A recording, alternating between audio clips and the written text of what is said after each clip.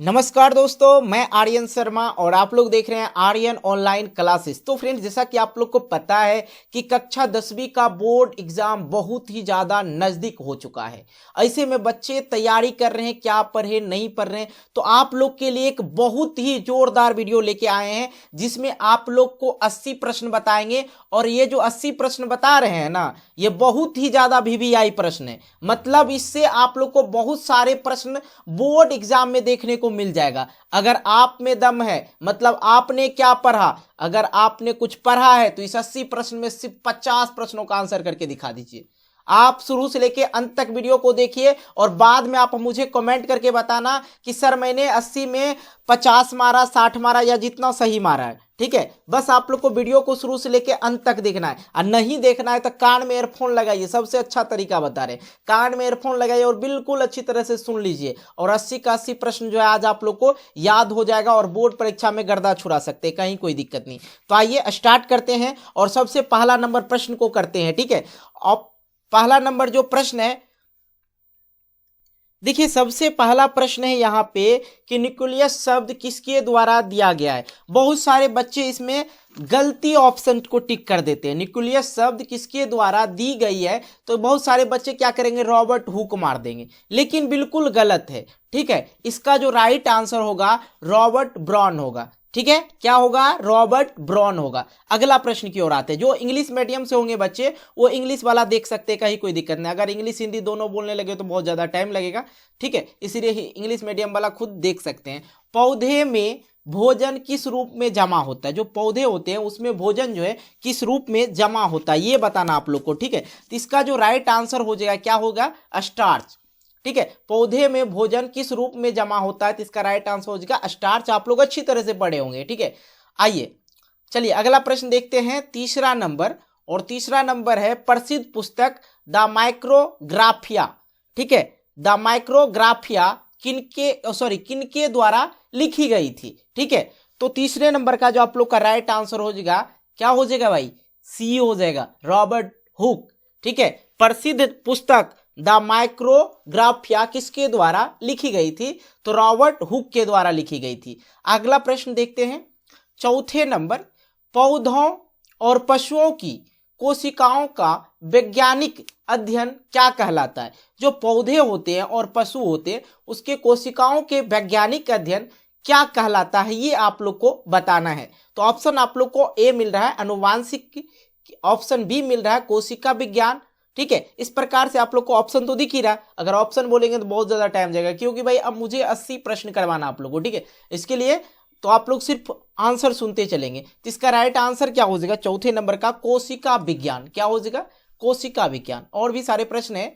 पांचवें नंबर, मानव हृदय जो है घिरा होता है, जो ह्यूमन हार्ट होता है वो किसके द्वारा घिरा होता है। ठीक है, ये बताना है। तो इसका जो राइट आंसर हो जाएगा पेरिकार्डियम से। ठीक है, इसका राइट आंसर क्या हो जाएगा, ए हो जाएगा। आइए अगला प्रश्न हम लोग करते हैं, छठा नंबर।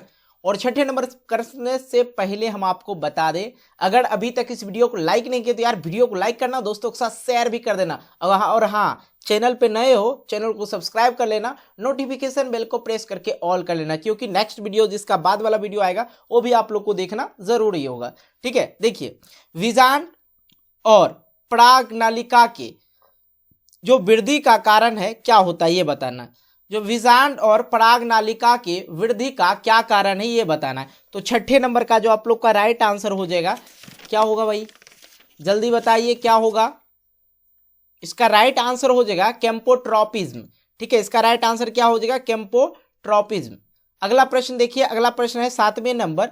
अब देखिए 7वें नंबर जो है कि मनुष्य में श्वेत रक्त कोशिकाओं का जीवन अवधि कितनी होती है। जो मनुष्य में जो है श्वेत रंग, ठीक है, श्वेत रंग कोशिकाओं की जीवन अवधि कितनी होती है। देखिए यहाँ पे जो है 2 से 3 महीना दे रखा है, लेकिन रियल पूछा जाए तो ये 2 से 3 दिन तक का ही जीवित रहता है। लेकिन यहाँ पे ऑप्शन कौन सा चूज करें, अगर आप लोग को अधिक वाला लगे तो अधिक वाला मार दीजिए, अधिक कम रहे सबसे तो वो मार दीजिए। तो ऐसा करते हैं यहाँ पे इसको बी कर लेते हैं। आप लोग चेक भी कर सकते हैं नेट पे।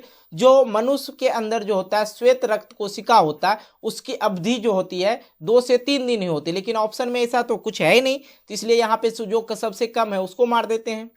आइए अगला प्रश्न करते हैं। अगला प्रश्न है 8वां नंबर और कह रहा है पित्त रस कहाँ से स्रावित होता है। स्रावित का मतलब होता है निकलना, ठीक है। जो पित्त रस होता है वो कहाँ से निकलता है, तो इसका जो राइट आंसर हो जाएगा यकृत, जिसे आप इंग्लिश में लीवर बोलते हैं, ठीक है। अगला प्रश्न हमारे पास है 9 नंबर बच्चा वाला प्रश्न। प्रकाश के परावर्तन के कितने नियम होते हैं। अगर अपवर्तन भी पूछ दे तो उसका 2 ही नियम होते हैं, ठीक है। प्रकाश के अपवर्तन के नियम 2 और परावर्तन के नियम भी 2 ही होते हैं। अगला प्रश्न हमारे पास है 10वें नंबर अवतल लेंस के आवर्धन होता है। तो ये फॉर्मूला आप लोग याद ही रखिएगा। अवतल लेंस का जो आवर्धन होता है वो क्या होता है, तो इसका राइट आंसर क्या हो जाएगा V/U। इसका राइट आंसर डी हो जाएगा। क्लियर हो रहा है। अगला प्रश्न आइए। अगला प्रश्न है 11 नंबर दर्पण का सूत्र। बाबू ये सारा प्रश्न याद रख लीजिए, VVI प्रश्न आप लोग को बता रहे हैं। 100% बोर्ड परीक्षा में इस तरह के प्रश्न आप लोग को देखने को मिलेगा, ठीक है। तो देखो दर्पण का सूत्र जो हो जाता है 1/V + 1/U बराबर 1/F होता है, ठीक है। दर्पण का सूत्र याद रखना। बहुत सारे ऐसे प्रश्न है जो 100% आएगा। अब देखिए 12 नंबर है टिंडल प्रभाव प्रदर्शित करता है। जो टिंडल प्रभाव है वो क्या प्रदर्शित करता है ये आप लोग को बताना है। तो इसका जो राइट आंसर हो जाएगा प्रकाश का परिकिरणन। टिंडल प्रभाव क्या प्रदर्शित करता है, टिंडल इफेक्ट शो क्या हो जाएगा, प्रकाश का परिकिरणन। इसका राइट आंसर डी हो जाएगा। अगला प्रश्न हमारे पास है 13 नंबर कौन सा लेंस हवा में अभिसारी लेंस भी कहलाता है। ऐसा कौन सा लेंस है जो हवा में अभिसारी लेंस भी कहलाता है, तो 13 नंबर का राइट आंसर हो जाएगा उत्तल लेंस, ठीक है, याद रखना। अगला प्रश्न हमारे पास है 14 नंबर उत्तल दर्पण में प्रतिबिंब बनता है। उत्तल दर्पण में जो प्रतिबिंब बनता है कैसा बनता है, आभासी प्रतिबिंब बनता है। देखिए ये सारे प्रश्न जो है बोर्ड परीक्षा में पूछे जा चुके हैं, ठीक है, इसलिए इसको जरा गौर करके सुनते चलना आप लोग को। 15 नंबर है प्रकाशिक माध्यम कितने प्रकार के होते हैं। प्रकाशिक माध्यम कितने प्रकार के होते हैं, 15 नंबर। तो ये भी जो है 2 ही होता है। प्रकाश के अपवर्तन के कितने नियम 2, प्रकाश के परावर्तन के कितने नियम 2, प्रकाशिक माध्यम कितने प्रकार के होते हैं तो 2, ठीक है। इस तरह से बहुत सारे प्रश्न आपको याद करवा देंगे। आइए अगला प्रश्न है डायनेमो परिवर्तित करता है। जो डायनेमो होता है, डायनेमो जो जनरेटर में लगा होता है, ठीक है, और अभी तो गाड़ी वगैरह में भी लगा होता है, ये चीज आप समझ सकते हैं। डायनेमो का क्या काम होता है ये आप लोग को बताना है। तो यांत्रिक ऊर्जा को जो है वो क्या करते हैं, विद्युत ऊर्जा में बदल देते हैं, ठीक है। क्या करते हैं, आंतरिक ऊर्जा को विद्युत ऊर्जा में बदल देते हैं। अगला प्रश्न हमारे पास है 15 नंबर, ठीक है। प्रकाशिक माध्यम कितने प्रकार के होते हैं, मैंने तो अभी ये बताया था ना। 16 नंबर हो चुका, फिर 15 कैसे आ गया, अच्छा दोबारा ये आ गया, ठीक है, कोई नहीं। अब 17 नंबर अपन लोग को करना था ना। चलिए, अधातु के ऑक्साइड होते हैं। अधातु के जो है ऑक्साइड होते हैं, कैसे होते हैं, अम्लीय होते हैं। ऑक्साइड के अधातु के ऑक्साइड जो होते हैं कैसे होते हैं, अम्लीय होते हैं, ठीक है। अगला प्रश्न हमारे पास 18 नंबर कार्बन है। जो कार्बन है क्या है, अधातु है और जिसे C से डिनोट किया जाता है, ठीक है। और कार्बन जो है हीरा का क्या है, अपरूप है, ये भी याद रखना। कार्बन हीरा का अपरूप है और कार्बन एक प्रकार का अधातु होता है और जिसे C से संकेत चिन्ह है C उसका, ठीक है। अगला प्रश्न हमारे पास है 19 नंबर निम्न में से कौन सा असंतृप्त हाइड्रोकार्बन है। अगर इस तरह के असंतृप्त हाइड्रोकार्बन पूछा जाए तो आप लोग को आंसर करना है C2H4, ठीक है। इसका राइट आंसर क्या हो जाएगा C। अगला प्रश्न हमारे पास है कि एरोमेटिक हाइड्रोकार्बन है, ठीक है। तो 20 नंबर का आप लोग को आंसर करना है। तो 20 नंबर का जो आंसर होगा आप लोग का क्या हो जाएगा, 20 नंबर का C6H6 हो जाएगा इसका राइट आंसर। जल्दी से आप लोग कमेंट बॉक्स में कमेंट करके बताना आप लोग को कितना आप लोग सही बना रहे हो। अब देखो भाई 21 नंबर निम्नलिखित में कौन अक्रिय गैस है। निम्नलिखित में कौन अक्रिय गैस है, ठीक है, ये बताना आप लोग को। तो इसका जो राइट आंसर हो जाएगा हीलियम हो जाएगा। हीलियम क्या है, अक्रिय गैस है। अगला प्रश्न हमारे पास है 22 नंबर निम्नलिखित में कौन उपधातु है। निम्नलिखित में कौन उपधातु है, तो इसका राइट आंसर हो जाएगा Sb। अगला प्रश्न की ओर आते हैं, पौधे में शोषण होता है। तो मेरे भाई पौधे में जो शोषण होता है किसके द्वारा होता है, इनमें से सभी वाला बच्चा टिक मार देते हैं, लेकिन यहाँ पे गलत दे रखा है। क्या गलत दे रखा है, जड़ में नहीं होगा, तना में नहीं होगा। तो पौधे जो सांस लेते हैं, शोषण का अर्थात मतलब क्या हुआ, सांस लेना। तो पौधे जो सांस लेते हैं पत्तियों से लेते हैं, इसका राइट आंसर भी हो जाएगा। अगला प्रश्न हमारे पास है, निम्न में से स्वयंपोषी कौन है? स्वयंपोषी और परपोषी, आपको मैंने बताया परपोषी जो है क्या हो गया, दूसरे जीवों पे आश्रित रहते हैं, ठीक है। स्वयंपोषी उसको कहते हैं जो खुद से खाना बना के खा ले, ठीक है, उसको क्या कहेंगे, स्वयंपोषी कहेंगे, जो खुद का पोषण कर सके। तो हरे पौधे जो है स्वयं से पोषण करता है, इसलिए क्या हो जाएगा, स्वयंपोषी हो जाएगा। अगला प्रश्न हमारे पास है 25 नंबर, किस जीव में हीमोग्लोबिन नहीं होता? बहुत ही ज्यादा मोस्ट इंपॉर्टेंट प्रश्न है, ठीक है। ये देखिए, अब किस जीव में हीमोग्लोबिन नहीं होगा?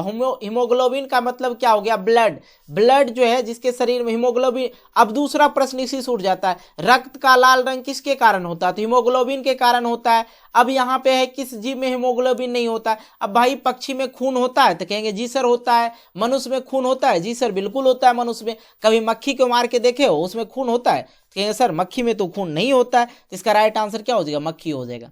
अगला प्रश्न हमारे पास है, हीमोग्लोबिन की कमी से कौन सा रोग होता है?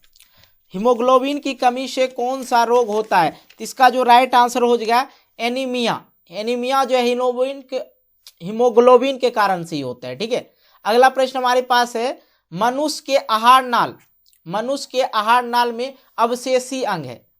अब देखिए, अवशेषी अंग किसको कहते हैं? बेकार अंग, जिसका कोई काम नहीं है, अवशेषी अंग। उसको काट के भी हटा, जैसे नाखून हो गया, अब नाखून को काट के फेंक देंगे तो कोनो दिक्कत होगा जी? ऐसा थोड़े है, नाखून काट देंगे तो मेरे शरीर का पूरा ब्लड निकल जाएगा? नहीं निकलेगा। तो अवशेषी अंग जो है कौन सा है? अपेंडिस। अपेंडिस क्या हो गया, अवशेषी अंग हो गया। अगर किसी को अपेंडिस होता है, तो यदि डॉक्टर वगैरह बढ़ने लगता है अपेंडिस, तो क्या करता है डॉक्टर, उसको काटिए के निकाल देता है, वहां से खत्म कर देती कहानी, ठीक है। उसी प्रकार से आइए 28 नंबर प्रश्न को करते हैं, निम्नलिखित में कौन ट्रिप्सिन एंजाइम का कार्य करता है, ठीक है। तो 28 नंबर का जो राइट आंसर हो जाएगा, प्रोटीन का पाचन, प्रोटीन का पाचन, ट्रिप्सिन एंजाइम का कार्य करता है, क्या? प्रोटीन का पाचन। अगला प्रश्न हमारे पास है 29 नंबर, मुख गुहा में आहार का कौन सा भाग पाचन होता है, ठीक है। तो अब देखो, मुख गुहा में आहार का कौन सा भाग जो है पाचन होता है, ये प्रश्न का आप लोग का राइट आंसर क्या होगा? कार्बोहाइड्रेट। इसका राइट आंसर क्या हो जाएगा? बी हो जाएगा, ठीक है, कार्बोहाइड्रेट। अगला प्रश्न हमारे पास है 30 नंबर, ऑक्सीजन का वाहक कौन है? ऑक्सीजन का जो है वाहक कौन है, ये बताना। तो इसका जो राइट आंसर हो जाएगा 30 नंबर का आरबीसी। अगला प्रश्न हमारे पास है, रक्त में शर्करा का स्तर नियंत्रित करता है, शर्करा का जो स्तर है नियंत्रित करता है। इसका राइट आंसर क्या हो जाएगा? इंसुलिन। अब देखिए, मधुमेह के रोगी, जिसे डायबिटीज बोला जाता है, ठीक है, डायबिटीज वाले रोगी को कौन सा इंजेक्शन दिया जाता है? इंसुलिन का इंजेक्शन लगाया जाता है। यह भी प्रश्न भी आई है, मैं आपको बता दिया, आप लोग याद रखना। अगला प्रश्न हमारे पास है 32 नंबर, मानव शरीर में सबसे लंबी कोशिका कौन सी है? तंत्रिका कोशिका। इसका राइट आंसर क्या हो जाएगा? तंत्रिका कोशिका। अगला प्रश्न हमारे पास है, यहां पे देखिए 33 नंबर में, निम्न में कौन सा पदार्थ लेंस के लिए प्रयुक्त नहीं किया जा सकता है, ठीक है। निम्न में से कौन सा पदार्थ लेंस के लिए प्रयुक्त नहीं किया जा सकता है? देखिए, जल का उपयोग होता है, कांच का भी उपयोग होता है लेंस में, लेकिन पीतल का कोई काज नहीं है लेंस में, ठीक है। इसका राइट आंसर सी हो जाएगा। अगला प्रश्न जो है, निम्नलिखित में कौन संख्या प्रकाश के अपवर्तन के नियम के लिए सही है? अब देखो, यहाँ पर संख्या दे दिया, बच्चे को घुमाने वाला काम करते हैं, ठीक है, कुछ क्वेश्चन में दम दुरुस्त नहीं है। निम्नलिखित में कौन सा संख्या प्रकाश के अपवर्तन के नियम के लिए सही है? तो क्या इसका राइट आंसर 2 मार देंगे ना फटाक से, कहीं कोई दिक्कत नहीं। अगला प्रश्न हम लोग देखते हैं 35 नंबर, और 35 नंबर है, देखिए 35 नंबर बिल्कुल आसान है, किसी वस्तु का प्रतिबिंब आंख के जिस भाग पर बनता है वह क्या कहलाता है? रेटिना कहलाता है, ठीक है। अगला प्रश्न हमारे पास है 36 नंबर, किसी माध्यम के अपवर्तनांक म्यू, इसको क्या बोलते हैं? म्यू बोलते हैं, ठीक है, म्यू का मान होता है। तो यहाँ पे क्या हो जाएगा? इसका राइट आंसर बी हो जाएगा, साइन आई बटे साइन आर होता है, ठीक है। इसका राइट आंसर बी हो जाएगा। अगला प्रश्न हमारे पास है 36 नंबर, 36 हो गया, 37 नंबर, ठीक है। एक गोलीय दर्पण की फोकस दूरी +20 सेंटीमीटर है, तो वह गोलीय दर्पण कैसा होगा? जब +20 सेंटीमीटर हो या 20 सेंटीमीटर से अधिक भी हो, तो 37 नंबर का जो राइट आंसर आप लोग का हो जाएगा वो हो जाएगा उत्तल दर्पण, ठीक है, क्या हो जाएगा, उत्तल। अगला प्रश्न हमारे पास है 38 नंबर, तालाब का जल कम गहरा दिखाई देने का कारण क्या है। अब देखो तालाब वगैरह हम देखिएगा ना, तो वहां पे पानी जो होता है कंचन सा पानी होता है, जमीन दिखाई देने लगता है, ठीक है, वहां पे तालाब में जमीन दिखाई देने लगता है। तो इसका क्या कारण है, तालाब का जो है, तालाब का जल कम गहरा दिखाई देने का क्या कारण है। तो यहाँ पे क्या हो जाएगा, अपवर्तन इसका राइट आंसर हो जाएगा, सी। अगला प्रश्न हमारे पास है 39 नंबर, अवतल दर्पण की फोकस दूरी होती, जो अवतल दर्पण है उसकी जो फोकस दूरी होती क्या होती है, ऋणात्मक होता है। क्या होता है, ऋणात्मक। अगर वीडियो लाइक नहीं की होती यार, वीडियो को लाइक कर देना, आपका एक लाइक मुझे मोटिवेट करता है कि नई वीडियो बनाने के लिए, वीडियो को लाइक कर देना और चैनल पे नए हो चैनल को सब्सक्राइब कर लेना, ठीक है, क्योंकि इसी तरह की वीडियो आप लोग को आगे भी देखने को मिलेगा। किसी अवतल दर्पण की फोकस दूरी एफ और वक्रता त्रिज्या आर है, तो निम्नलिखित में कौन सा संबंध सही होगा। जब फोकस दूरी एफ है और वक्रता त्रिज्या आर है, त्रिज्या, ठीक है, रेडियस आर, ठीक है, फोकस एफ, अगर इस प्रकार हो तो निम्नलिखित में संबंध सही कौन सा होगा। ठीक है, तो इसका राइट आंसर हो जाएगा बी, आर इक्वल क्या होता है, 2f होता है। अगला प्रश्न हमारे पास है 41 है, इलेक्ट्रॉन पर आवेश होता है, इलेक्ट्रॉन पर जो आवेश होता है क्या होता है, तो सुन लीजिए 1.6 × 10⁻⁻19 कूलम, ठीक है, इलेक्ट्रॉन पर आवेश होता है। इसका राइट आंसर क्या हो जाएगा, इसका राइट आंसर सी हो जाएगा। अगला प्रश्न हमारे पास है 42 नंबर, खिलौने में किस सेल का उपयोग किया जाता है। जो खिलौना वगैरह देखते हैं ना, बैटरी वाला क्या होता है, गाड़ी होता है, रिमोट वाला वगैरह, उसमें बैटरी लगा होता है, तो सूखा सेल लगा होता है। क्या होता है, सूखा सेल लगा होता है।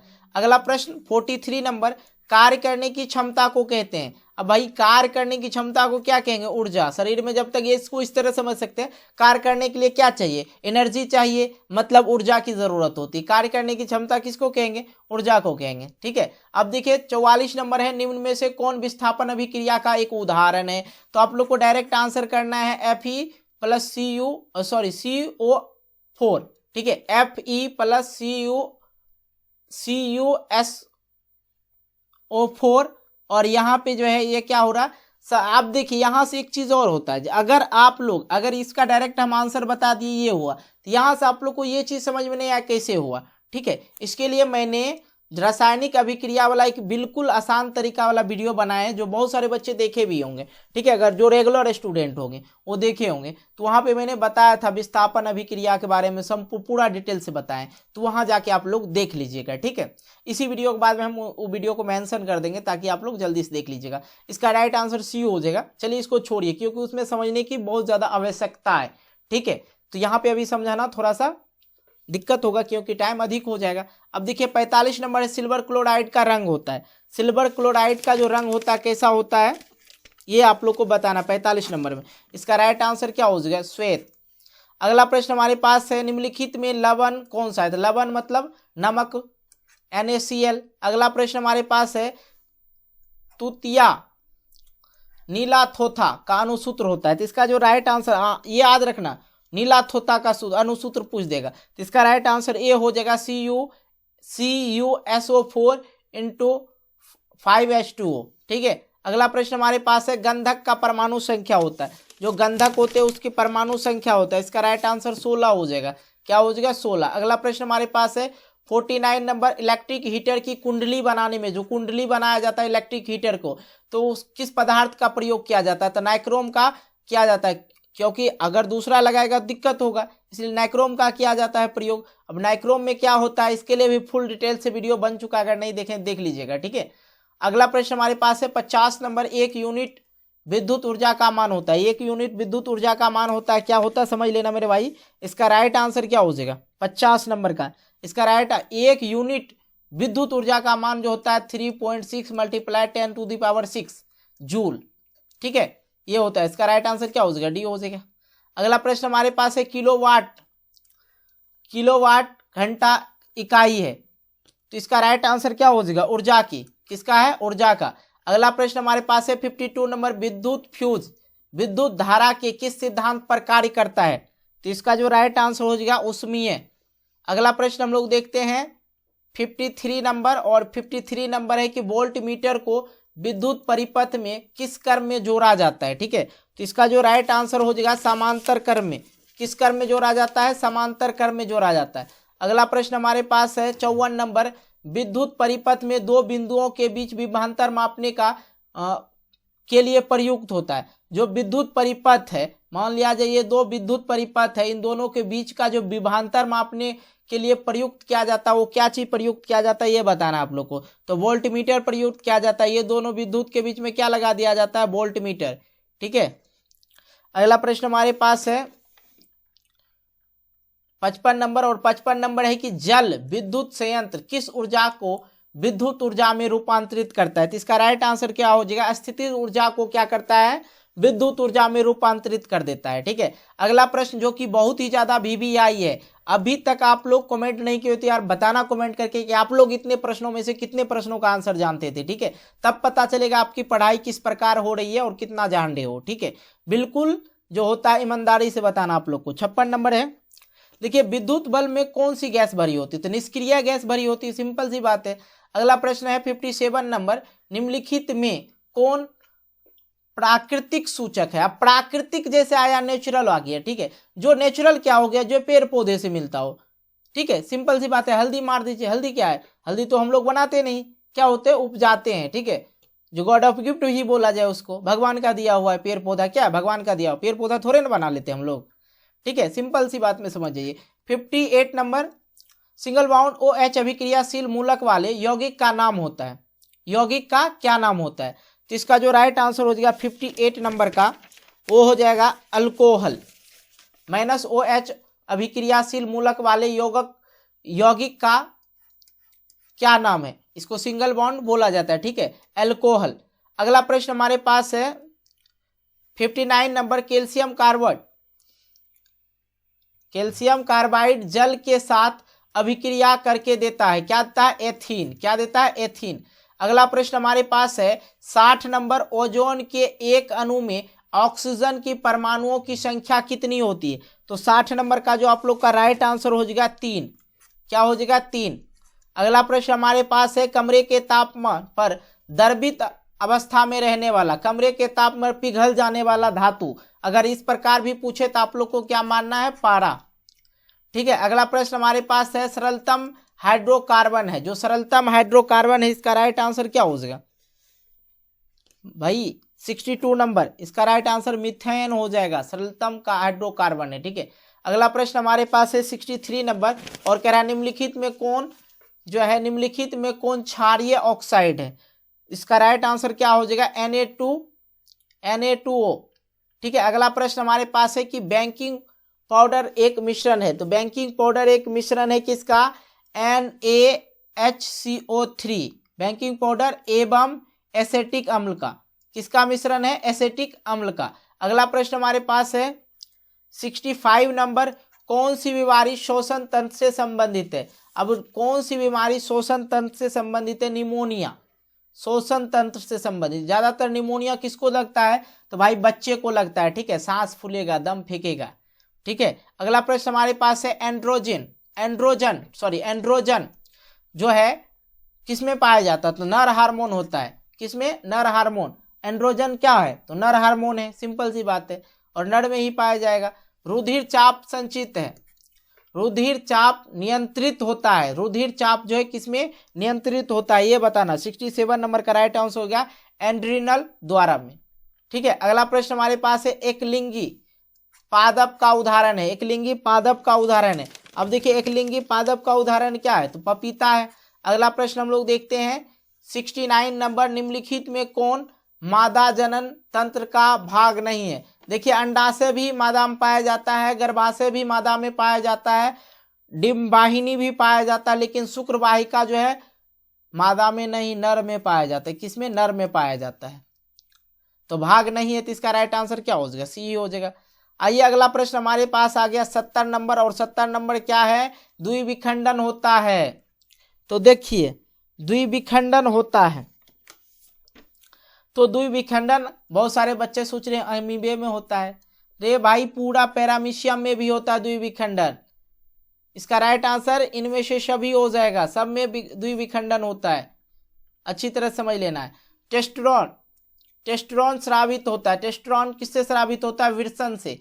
किससे? विरसन से। अगला प्रश्न हमारे पास है 72 नंबर, मानव मस्तिष्क का औसतन भार कितना होता है? जो मानव मस्तिष्क है, हम लोग का ब्रेन, ठीक है, इसका भार, वेट कितना होता है? तो इसका राइट आंसर क्या हो जाएगा? 1.4 kg। अब कुछ जो बच्चे होंगे कहेंगे कि सर जो बच्चा जन्म लेगा उसका क्या? नहीं, जो जब औसतन हो गया मतलब एक लगभग मान हो गया, ठीक है, किसी का एग्जैक्ट नहीं बताया जाता, लगभग बताया जाता है, ठीक है। तो इसका राइट आंसर क्या हो जाएगा? 1.4 kg। अगला प्रश्न हमारे पास है 73 नंबर, एक घोल नीले लिटमस पत्र को लाल कर देता है, तो घोल का पीएच मान हो सकता है। तो घोल का जो है पीएच मान पूछा जा रहा है भाई। तब देखिए घोल का पीएच मान कितना होगा? 2 होगा, तब नीले लिटमस पत्र को लाल कर देगा। अगला प्रश्न हमारे पास है बेंजीन का अणुसूत्र होता है, ठीक है, बेंजीन का अणुसूत्र होता है, इसका राइट आंसर क्या हो जाएगा? C6H6। अगला प्रश्न हमारे पास है 75 नंबर, एथिल अल्कोहल, अल्कोहल का आयुपिक नाम भी बोल सकते हैं, आयुपी, इसको आयुपिक नाम भी बोला जाता है, IUPAC नाम भी बोला जाता है। क्या बोलेंगे? IUPAC नाम। और आप लोग को एक चैलेंज दे रहे हैं, इसका फुल नाम लिख के आप हमें कमेंट बॉक्स में कमेंट करना, ठीक है। देखते हैं कितने बच्चे इसका फुल नाम जानते हैं। तो नेक्स्ट वीडियो में हम बताएंगे IUPAC का फुल नाम क्या होता है। तो यहाँ पे एथिल अल्कोहल का IUPAC नाम क्या होगा ये बताना है। तो एथेनॉल होता है। क्या होता है? एथेनॉल। एथिल का, किसका? एथिल का, अल्कोहल का, एथिल अल्कोहल का IUPAC नाम जो होता है क्या होता है? एथेनॉल होता है। समझ गए? अगला प्रश्न हमारे पास है 76 नंबर, CnH2n निम्नलिखित में से किसका सामान्य सूत्र है? ठीक है, किसका सामान्य सूत्र है? तो इसका जो राइट आंसर हो जाएगा आप लोग का हो जाएगा बी, एल्कीन का। अगला प्रश्न हमारे पास है लोहे का परमाणु संख्या हो, तो लोहे का परमाणु संख्या कितना होगा? 26 होगा। अगला प्रश्न हमारे पास है स्टेनलेस स्टील पर लोहा एवं कार्बन के अलावे 2 अन्य तत्व रहते हैं, तो कौन कौन से रहते हैं ये बताना है। तो निकेल एवं क्रोमियम रहते हैं। क्या? निकेल एवं क्रोमियम। अगला प्रश्न हमारे पास है पीतल है, तो पीतल क्या है भाई? पीतल क्या है? पीतल एक मिश्र धातु है। पीतल क्या है? मिश्र धातु है, याद रख लेना, बोर्ड एग्जाम तक पूछा जा सकता है मेरे भाई।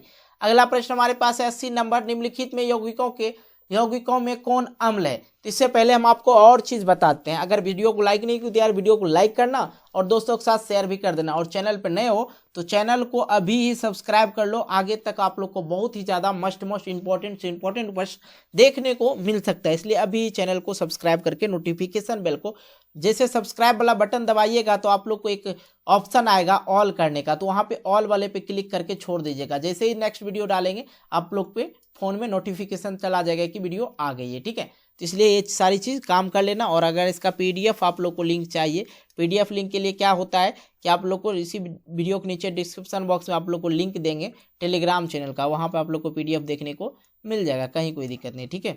तो देखिए निम्नलिखित यौगिकों में कौन अम्ल है? तो 80 नंबर का राइट आंसर हो जाएगा बी, H2SO4। तो बिल्कुल आज जो मैंने आपसे वादा किया था 1 से लेके 80 तक के प्रश्न करवाएंगे, जो कि बहुत ही ज़्यादा मोस्ट इंपॉर्टेंट था आपके बोर्ड एग्जाम के लिए, इसलिए जरूर इसको संपूर्ण देख ही लिए होंगे। और हाँ, आगे की बात मैं बता दूं, आपने कितने प्रश्नों का आंसर सही किया, जो बच्चा सबसे अधिक क्या होगा उसका हम नेक्स्ट वीडियो में नाम लेंगे, लेकिन ईमानदारी से, क्या ईमानदारी से आप लोग को बताना है कि सर मेरा इतना सही, तब तो पता चलेगा आप लोग क्या पढ़ रहे हैं, ठीक है। इसलिए ईमानदारी से आप लोग बता देना। मिलते हैं एक वीडियो को लेके, तब तक के लिए बाय, जय हिंद, जय भारत, टेक केयर।